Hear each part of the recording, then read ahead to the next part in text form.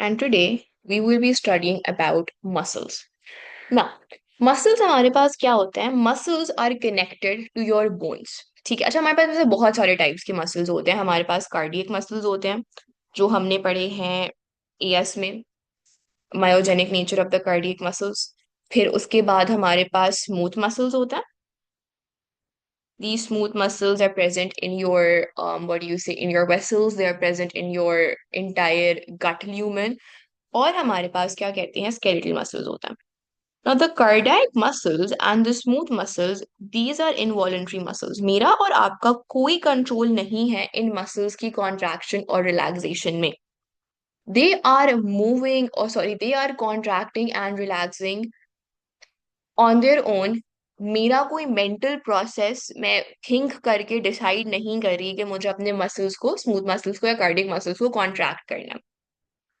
Your cardiac muscles and your smooth muscles contract and relax involuntarily. मेरा और आपका कोई voluntary control नहीं होता इनकी contraction and relaxation में.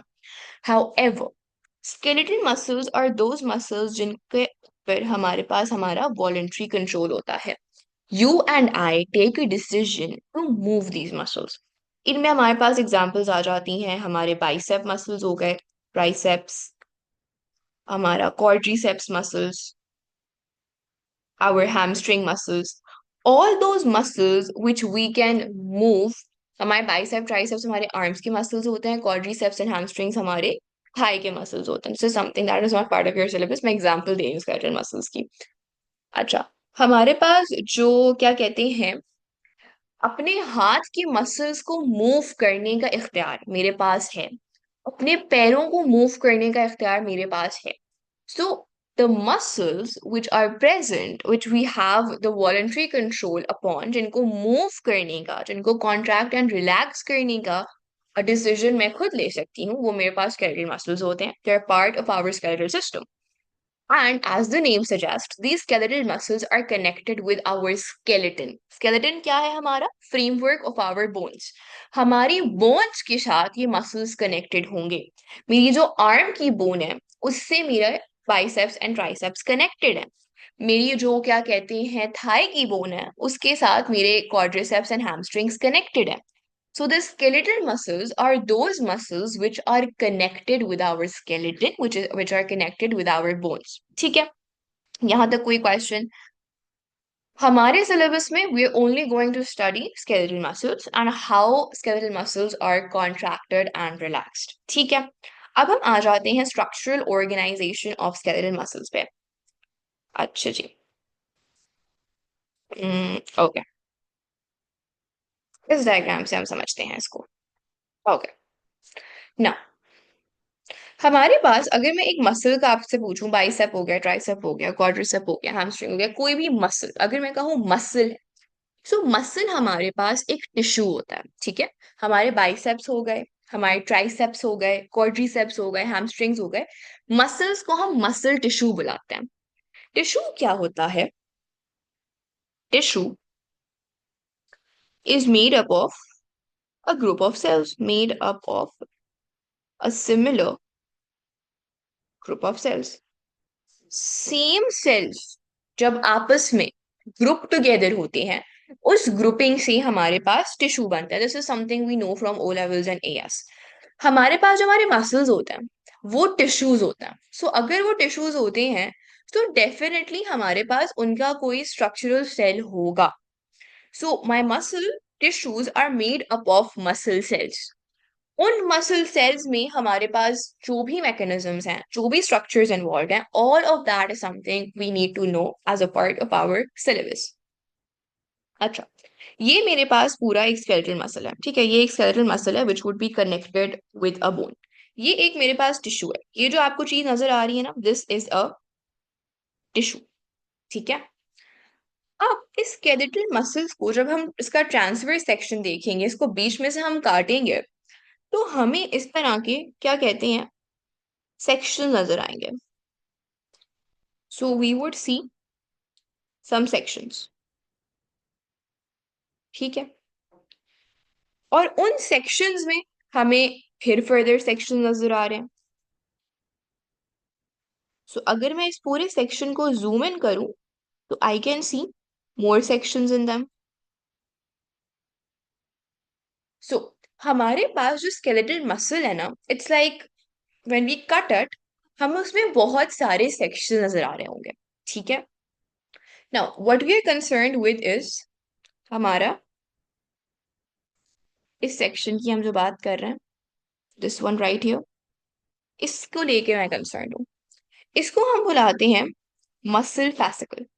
ठीक है. It's like a sac, it's like a segment. इस मसल फैसिकल को मैं जूम इन करके देखने वाली हूँ. इस मसल फैसिकल को हमने जूम इन करके देखा, इसमें हमें और सेगमेंटेशन नजर आ रहे हैं, इसमें और फर्दर छोटे छोटे सेगमेंट्स हैं. ठीक है. Skeletal muscles are present alongside our bones. हमारी बोन्स के साथ मसल्स एग्जैक्ट करते हैं. स्मूथ मसल्स हमारे पास बहुत सारी जगहों पे होते हैं. हमारे ब्लड वेसल्स में होते हैं, हमारे पास हमारे पूरी जो हमारा डाइजेस्टिव ट्रैक्ट है उसमें स्मूथ मसल्स होती हैं. ठीक है. So skeletal muscles are present in your bones. Smooth muscles हमारे पास बहुत जगह पे प्रेजेंट होते हैं. हमारे पास ब्लड वेसल्स में मसल टिश्यू नहीं होता. क्या कहते हैं, हमने पढ़े हैं ना, मस्कुलर आर्टरीज पढ़ी थी हमने और इलास्टिक आर्टरीज पढ़ी थी. तो हमारे पास हमने कहा था ना कि जो मस्कुलर आर्टरी है उसमें क्या होते हैं, ज्यादा मसल फाइबर्स होते हैं. Yes, you did that in as. Smooth muscles आप एएस में पढ़कर आए हो. स्केलेटल मसल्स आपने एएस में नहीं पढ़ा, जो हम आज पढ़ने लगे हैं. तो हमारे पास जो मसल फैसिकल होता है, उस मसल फैसिकल में हमारे पास बहुत सारे क्या होते हैं, होल्स होते हैं. और वो जो होल्स होते हैं ना, वो होल्स हमारे पास मसल फाइबर्स हैं. I know this gets confusing, तो इसको हम लिखना स्टार्ट करते हैं. सबसे पहले हमारे पास एक स्केलेटल मसल था. Yeah, it's skeletal because it is connected with the skeletal system. That's part of your skeletal system. Skeletal system में आपके पास आती हैं आपकी bones, आपके पास आती हैं cartilages, आपके पास आते हैं tendons और आपके पास आते हैं muscles.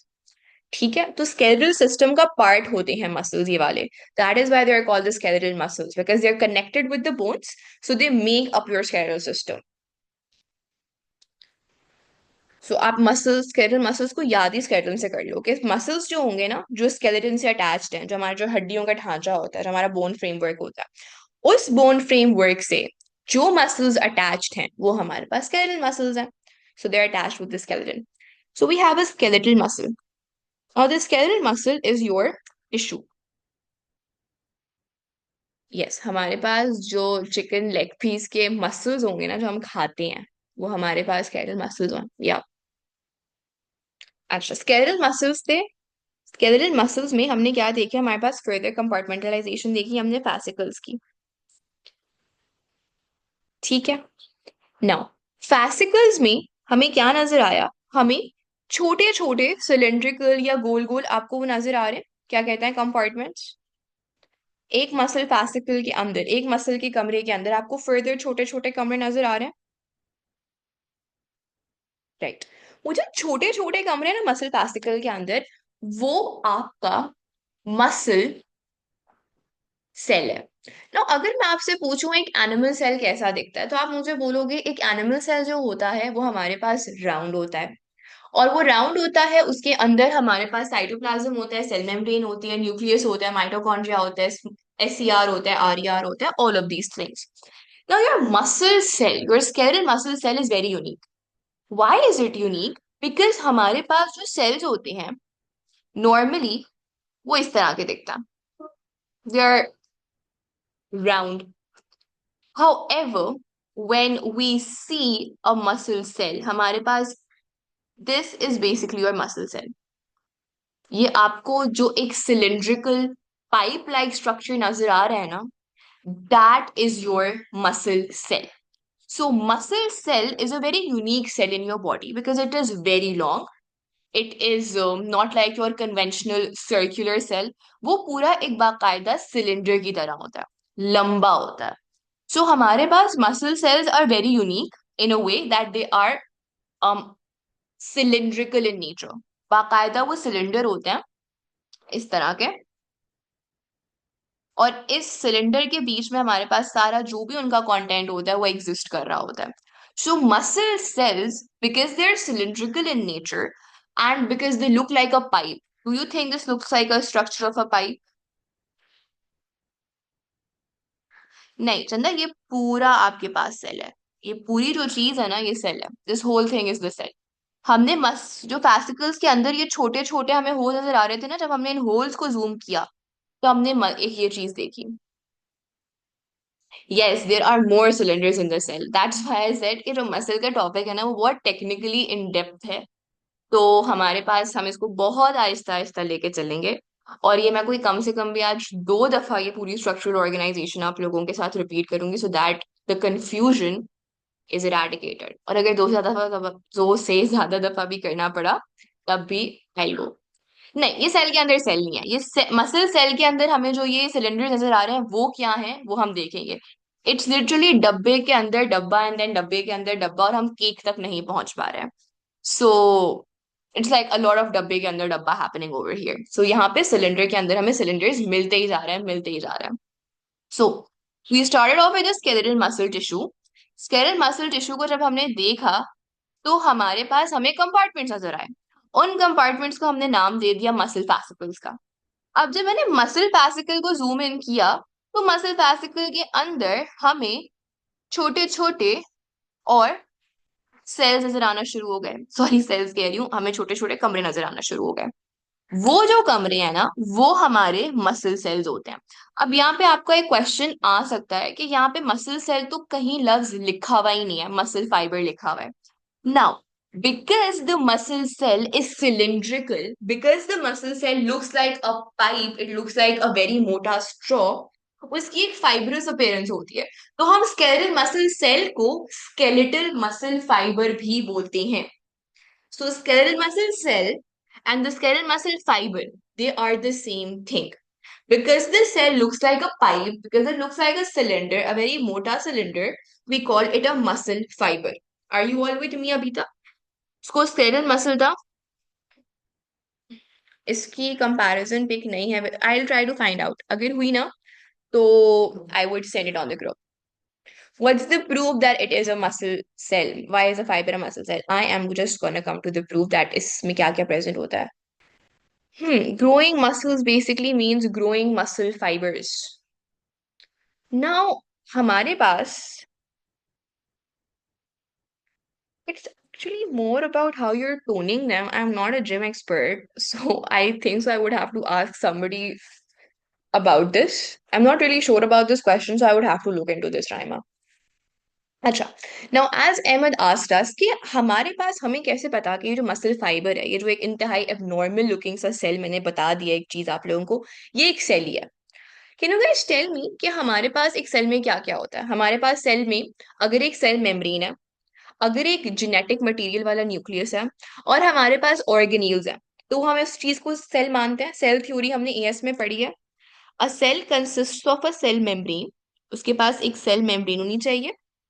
उसके पास क्या होना चाहिए, हमारे पास न्यूक्लियस, या फिर अगर चलो न्यूक्लियस नहीं है, prokaryotic cells don't have a nucleus but they have the genetic material, so they should have genetic material. And हमारे पास प्रोटोप्लाज्म होना चाहिए। प्रोटोप्लाज्म में आपका साइटोप्लाज्म एंड ऑर्गेनील्स आ जाता है। यही सब होना चाहिए एक सेल के अंदर। If all these things are present, हमारे पास वो साइट, वो क्या कहते हैं, सेल है। नाउ अगर तो ये तीन चीजें, cell membrane, nucleus, sorry genetic material, protoplasm, अगर ये तीन चीजें किसी भी चीज के अंदर हैं, regardless how it looks, regardless how it appears, it would be considered as a cell. ठीक है। नाउ लेट्स सी, क्या हमारे पास एक मसल फाइबर के अंदर, क्या हमारे पास एक सिलिंड्रिकल मसल सेल के अंदर ये सब चीजें हैं कि नहीं है। नाउ हमारे पास this muscle cell, this muscle fibre has, can you see कि हमारे पास ये एक बाउंड्री है, ये जो मैंने ब्लू से हाईलाइट किया, can you see this boundary, all of you. This boundary is your phospholipid bilayer, this is your cell memory. Now because the muscle cell is a little unique thing, उसको अपनी बहुत attention चाहिए। Muscle cell को आप समझो it's an attention seeking child. उसने हर चीज अपनी निराली बनाई हुई है, वो डिफाई कर रहा है हर किस्म के स्टैंडर्ड्स को, हर किस्म के स्टीरियोटाइप्स को डिफाई कर रहा है। He is like one of a kind. तो उसने कहा कि भाई मैं, क्योंकि सबसे अलग हूं दिखाई देने में, तो मैं तो बाकी लोग जो ऑर्गेनीज है ना जिनके पास, मैं उनके नाम नहीं फॉलो करूंगा, मेरे बिल्कुल निराले नाम होंगे। So although this is a cell membrane, लेकिन उसने कहा नहीं भाई ये तो मुझे कूल नाम नहीं लग रहा, because I am cool, I want a cool name. उसके सेल मेम्ब्रेन को उसने बुलाना शुरू कर दिया सार्कोलीमा। So the muscle cell is that rebellious kid who does not want to look like the rest of the kids. He wants to look different. चीजें उसके पास सारी सेम होंगी, मगर उसने हर चीज को एक कूल नाम देना है। So the cell membrane of the muscle cell, although it's a phospholipid bilayer, although it's a normal membrane, इसने कहा नहीं भाई मुझे एक कूल नाम चाहिए। वो कूल नाम क्या है? That is sarcolemma. So the cell membrane that is wrapping, that is enclosing the muscle fiber is known as the sarcolemma. Are we cool up until here? Now, अब हमारे पास न्यूक्लियस होगा, because हम animal cell की बात करें, animal cells have a nucleus, eukaryotes हैं। अच्छा, normally हमारे पास कितने न्यूक्लियस होंगे एक सेल के अंदर? एक न्यूक्लियस होता है, because this is a stereotype defying cell. उसने कहा नहीं भाई मुझे तो एक न्यूक्लियस नहीं चाहिए, मुझे तो बहुत सारे न्यूक्लियस चाहिए, मैं डिफरेंट हूँ तो मेरे पास इंफॉर्मेशन भी ज्यादा होनी चाहिए। मैं वो बस कूल बच्चा हूँ, वो नहीं होता 5 साल का बच्चा होगा लेकिन 8 साल वाली साइंटिफिक इंफॉर्मेशन दे के आपको कॉम्प्लेक्स में डाल देगा। Muscle fibre is that cell जो कि क्या करेगा कि उसने कहा नहीं, एक इन्फॉर्मेशन इज नॉट इनफ। अब मैं इतना लंबा हूं तो मैं एक इन्फॉर्मेशन के साथ क्या करूंगा, एक जेनेटिक इन्फॉर्मेशन के साथ क्या करूंगा? मुझे बहुत ज्यादा इन्फॉर्मेशन चाहिए, मुझे बहुत ज्यादा न्यूक्लियस चाहिए। So it would have many nucleus, and this is why it would be, sorry about that, it would be what? It would be multinucleated. I don't know what happened over here. It would be multinucleated. इसके पास एक nucleus नहीं होगा, इसके पास बहुत सारे nucleus होंगे, more than one nucleus होगा। So it is multinucleated. ठीक है। नाउ उसके बाद हमारे पास साइटोप्लाज्म क्या होता है? Cytoplasm is the inner fluid material. So हमारे पास अंदर का जो भी गैप्स हैं जिसमें हमारे पास fluid material, gel like fluid exist करता होगा, उसको हम क्या बुलाते हैं? साइटोप्लाज्म बुलाते हैं। उसके पास भी साइटोप्लाज्म है, इसके पास भी वो फ्लूइड है। अगेन स्पेशल चाइल्ड है, साइटोप्लाज्म को ये बुलाएगा सारकोप्लाज्म। ठीक है। सो हमारे पास अभी तक हमने क्या देखा कि मसल सेल जो है, no no no, it is a normal eukaryotic cell, because एक यूकेरियोटिक सेल के पास क्या होने चाहिए? मेम्ब्रेन बाउंड ऑर्गेन्यूल्स होने चाहिए और न्यूक्लियस होना चाहिए। It has membrane bound organelles and it has nuclei. तो हमारे पास it is a eukaryotic cell. It is absolutely considered a eukaryotic cell. But इसकी हर स्ट्रक्चर का एक डिफरेंट यूनिक नाम है। इसकी सेल मेम्ब्रेन को हम सार्कोलीमा बुलाते हैं, इसके साइटोप्लाज्म को हम सार्कोप्लाज्म बुलाते हैं, and it is a multi nucleated cells. And हमारी बॉडी में बहुत सी सेल्स मल्टी न्यूक्लिएटेड होती हैं। So multinucleated होना is not something out of the box for eukaryotic cells. They can be multinucleated. Okay. Yes, multinucleated है, इसके पास बहुत सारे न्यूक्लियस होंगे, एक से ज्यादा न्यूक्लियस होंगे। You would find many nuclei in this. Yeah, हमारे पास बहुत सारे न्यूक्लियस होंगे इसमें। It's a multinucleated cell. Now, so we have seen the sarcolemma, which is the cell membrane of the muscle cell. We have seen the cytoplasm, which is called the sarcoplasm. And we've seen the multiple nuclei over here. So, Ahmed, your question. It has a cell membrane, it has cytoplasm, और अभी हम देखेंगे कि इसके पास और भी organelles हैं. You guys can clearly see this is a mitochondria, many mitochondria. So it has organelles and it has many nuclei. So if it has a cell membrane, if it has genetic material, and if it has protoplasm, would a muscle fiber be a cell? Yes, it qualifies to be a cell. And it is very much a eukaryotic cell. Unique है, different है, but out of the category of eukaryotic cells नहीं है। So एक तो इसका structure normal round animal cell वाला नहीं होता, सिलिंड्रिकल स्ट्रक्चर होता है, पाइप लाइक स्ट्रक्चर होता है। ठीक है। फिर इसके पास सेल मेम्ब्रेन होगी, जिसने इसको एक बहुत कूल नाम दे दिया इसने अपनी सेल मेम्ब्रेन को, सार्कोलीमा। इसके पास साइटोप्लाज्म भी होगा, बट इसने अपने साइटोप्लाज्म को भी एक कूल नाम दे दिया है, सार्कोप्लाज्म। और हमारे पास इसके पास एक से ज्यादा न्यूक्लियाई हैं, तो उसके पास न्यूक्लियस भी है. So this muscle fibre, this skeletal muscle cell is very much a cell. Let me see what's going on in the chat box. अभी मैं उन सिलेंडर्स पे नहीं आई हूँ Raima, I am gonna come to them in just a minute. अब हमारे पास जो ये आखिरी, इस सिलेंडर के अंदर एक और सिलेंडर है, मसल फाइबर हमारे पास, उसके अंदर आपको बहुत सारे ऐसे सिलेंडर्स नजर आ रहे होंगे. नाउ दो cylinders are known as myofibrils. Fibre था, muscle fibre. Muscle fibre is your muscle cell. ठीक है, the muscle fibre is your muscle cell. उस सेल के अंदर हमारे पास छोटे छोटे और मायोफिब्रिल्स होंगे. सो एक सिलेंडर है, मिस उसके मुझे अंदर एक समझ नहीं सिलेंडर. आया। क्या? मिस ये व्हाट्स? जो आपने हाईलाइट की हुई है ये नहीं मुझे समझ आई, ये क्या चीजें हैं? ये वाली चीज या ये वाली चीज? ये द सेकंड वन, ये जो अंदर है। ये mitochondria, these are mitochondria. Okay. ठीक है. अच्छा, तो हमें अभी तक क्या नजर आया? We've seen the multiple nuclear, we've talked about the cytoplasm, we've talked about the cell membrane. Now we have to see कि अंदर जो इस सेल के और ट्यूब्स हैं, और जो इसके अंदर हमारे पास क्या कहते हैं ये सिलिंड्रिकल स्ट्रक्चर्स हैं, वो क्या है? Those are your myofibrils. ना ये मायोफिब्रिल्स हमारे लिए अंडरस्टैंड करना बहुत इंपॉर्टेंट है.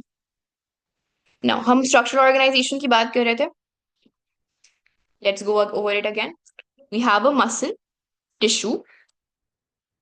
इस मसल टिश्यू को हमने ओपन किया, तो हमने देखा कि इसके अंदर बहुत सारे फैसिकल्स हैं, कंपार्टमेंट्स हैं.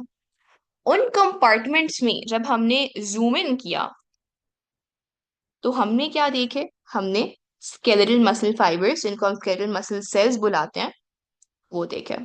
So we saw the skeletal muscle cells, जिनको हम स्केलेटल मसल फाइबर्स भी बुलाते हैं. Now in skeletal muscle fibres में हमने फिर फर्दर और सिलेंडर्स देखे, उनको हम क्या बुलाते हैं? मायोफिब्रिल्स बुलाते हैं. ठीक है. नाउ मैं मायोफिब्रिल का एक सिलेंडर ड्रॉ कर रही हूँ. ये एक मायोफिब्रिल मैं आप लोगों के सामने बना रही हूँ. ठीक है. Yes exactly Ahmad. नाउ इस मायोफिब्रिल में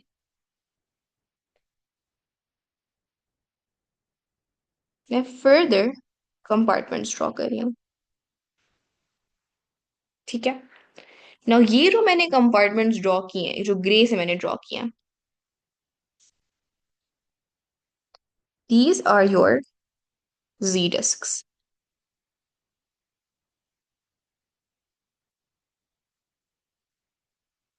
ये क्या है? हमारे पास मायोफिब्रिल्स ये हमारे पास बहुत लंबे लंबे होता है.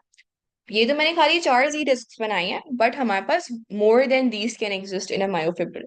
सो a myofibril would have many Z discs. Are you all with me? अभी तक कोई क्वेश्चन, कोई चीज जो मैं जो चाह रही हूँ मैं रिपीट करूँ फिर से?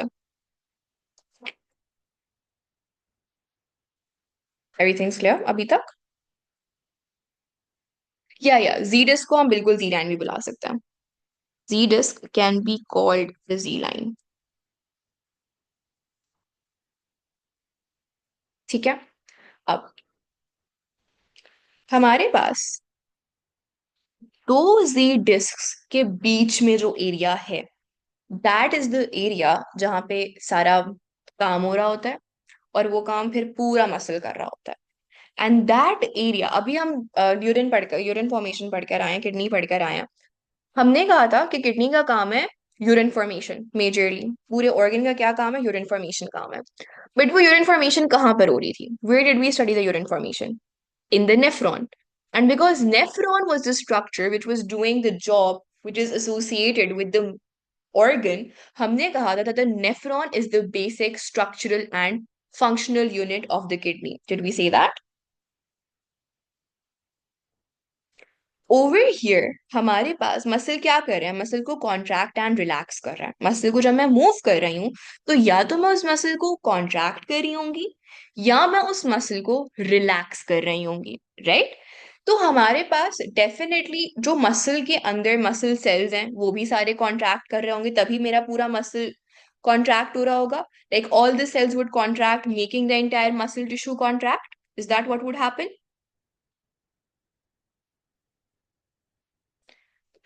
Very good. सो अगर हमारे पास सारे मसल सेल्स जो कि एक मसल टिश्यू बना रहे हैं वो कॉन्ट्रैक्ट कर रहे होंगे, तभी हमारे पास पूरा मसल टिश्यू कॉन्ट्रैक्ट करेगा। उसी तरह से हमारे पास स्केलेटल मसल सेल, एक स्केलेटल मसल सेल कब कॉन्ट्रैक्ट करता है? तो हमारे पास ये एरिया जो मैंने रेड से हाईलाइट किया है, जब ये एरिया कॉन्ट्रैक्ट करेगा, इस एरिया की कॉन्ट्रैक्शन की वजह से मेरा मसल सेल कॉन्ट्रैक्ट करेगा। और जब मेरे मसल सेल्स कॉन्ट्रैक्ट करेंगे तो मेरा पूरा मसल कॉन्ट्रैक्ट करेगा। So this little thing, this little region, when it contracts, that is where the entire thing begins. Are you all with me? Any questions? Anything you want me to repeat? No. This area is known as your sarcomere. Sarcomere is basically defined as the functional unit of your muscle cells, of your muscle tissues, which is basically the area between two Z lines. दो Z lines या दो Z discs के बीच का जो area है उसको हम sarcomere बुलाते हैं. So this is one sarcomere. This is another sarcomere. Then this is another sarcomere. अगर यहाँ पर भी मैं Z डिस्क ड्रॉ कर दूं, अगर ये भी एक Z डिस्क है, सो दो कंसेक्यूटिव Z डिस्क के बीच का जो एरिया है वो क्या होगा? वो सार्कोमेयर होगा। अच्छा, इनकी लेंथ ऑलमोस्ट सेम ही होती है, वो तो मैंने अभी जरा छोटा सा ऐड कर दिया है, but sarcomeres have almost the same length, all of them. So एक मायोफिब्रिल के अंदर फिर क्या है? How would you define a myofibril? That myofibrils have many sarcomere inside them. Do you all agree that myofibrils are made up of sarcomere? Okay, so they are made up of sarcomere. Yes, the sarcomere is the area between two consecutive Z discs. चंदा, I asked कि हमारे पास अगर इस structure को देखें, ये मैंने क्या बनाई थी, मैंने पूरी एक मायोफिब्रिल बनाई थी और उस मायोफिब्रिल में मैंने कहा कि हमारे पास जी डिस्क होती हैं और दो कंसेक्यूटिव जी डिस्क के बीच के एरिया को हम क्या बुलाते हैं? सार्कोमेयर बुलाते हैं। सो can I say that myofibrils are made up of many सार्कोमेयर्स?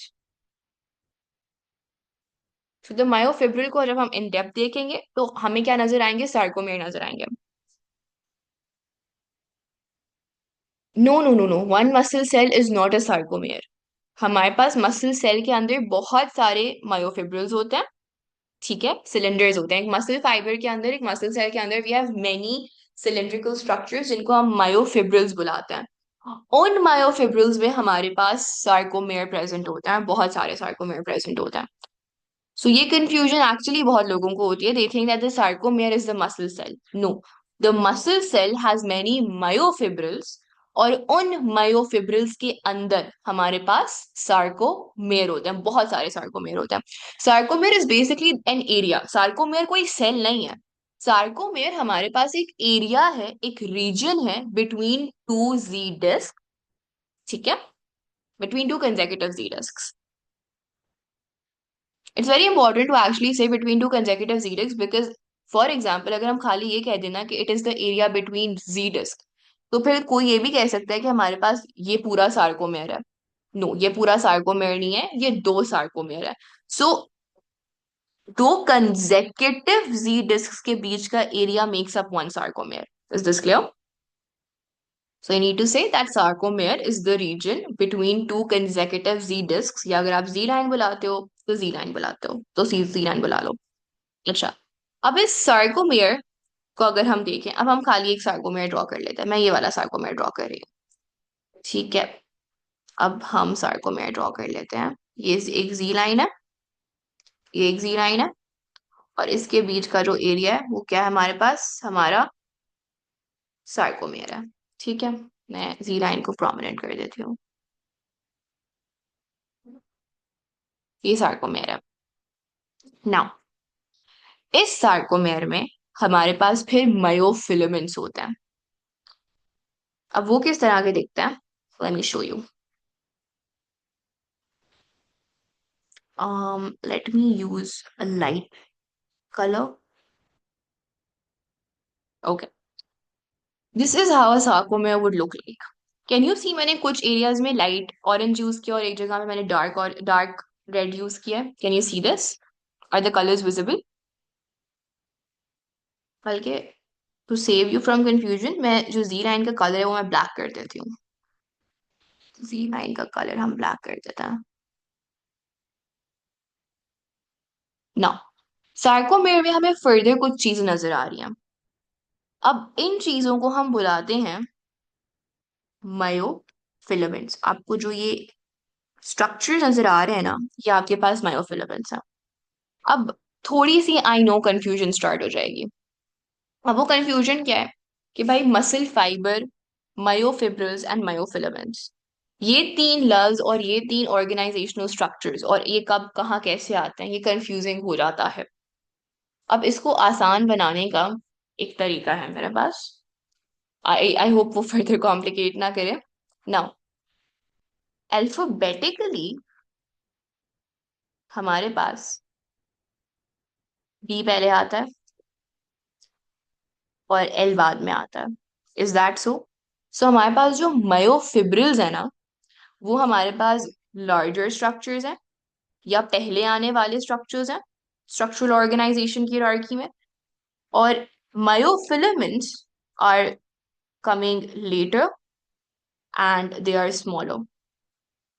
ठीक है, तो हमारे पास मायोफिब्रिल्स पहले आएंगे, वो लार्जर होते हैं in comparison to myofilaments. So these are your myofibrils, these are your myofilaments. क्या इससे याद रहेगा कि पहले कौन सा आएगा, बड़ा कौन सा है? बस प्लीज एक दफा रिपीट कर देंगे। हमारे पास अल्फाबेटिकली बी पहले आता है। तो जब हम ये स्ट्रक्चरल ऑर्गेनाइजेशन की हिरार्की बनाएंगे, तो हमारे पास myofibrils would come first because they are larger. Myofilaments L हमारे पास अल्फाबेटिकली बाद में आता है। तो हमारे पास क्या कहते हैं, जो मायोफिलामेंट्स हैं वो स्ट्रक्चरल ऑर्गेनाइजेशन की हायरार्की में they would come later and they are smaller. ठीक है। ओके मुझे लगा। अच्छा, नाउ हमारे पास अब जो मायोफिलामेंट्स होती हैं उनकी टाइप्स होती हैं, which are thick filaments and which are thin filaments। चंदा, ये पूरी चीज ना सार्कोमेयर है। This entire section, this entire thing is a sarcomere.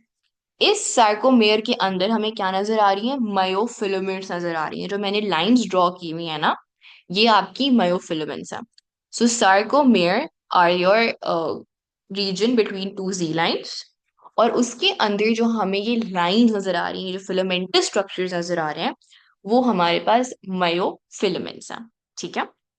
अब ऑब्वियसली यू कैन सी कि हमारे पास मैंने दो कलर्स यूज किए हैं। मैंने एक लाइटर रेड यूज किया है और एक डार्कर रेड यूज किया है फॉर माई लाइंस। सो हमारे पास इसका मतलब है कि जो मायोफिलामेंट्स हैं उनकी डिफरेंट टाइप्स होंगी, ये सब एक जैसी नहीं है, ये डिफरेंट होंगी। सो हमारे पास उनकी जो टाइप्स हैं, जो हम कैटेगराइजेशन करते हैं, वो हम करते हैं थिक फिलामेंट्स और थिन फिलामेंट्स। हमारे पास जो थिक फिलामेंट है, that is myosin. Thin filament हमारे पास एक्टिन होती है, लेकिन एक्टिन के साथ साथ हमारे पास दो और प्रोटीन्स भी एग्जिस्ट कर रहे होते हैं, जो कि आपके पास ट्रोपोनिन और ट्रोपोमायोसिन होता है। मेजरली आपका जो थिन फिलामेंट होता है वो एक्टिन से बना हुआ होता है, लेकिन एक्टिन के साथ में आपको जगह जगह ट्रोपोनिन और ट्रोपोमायोसिन भी नजर आ रहा होता है। थिक फिलामेंट के लिए आपको खाली एक स्ट्रक्चर, एक प्रोटीन याद रखना है, myosin. For the thin filament हमारे पास होता एक एक्टिन का बैंड है, लेकिन उस एक्टिन के बैंड में हमें ट्रोपोनिन और ट्रोपोमायोसिन भी नजर आ रहा होता है। यहां तक any questions, any confusions, anything you want me to go over again?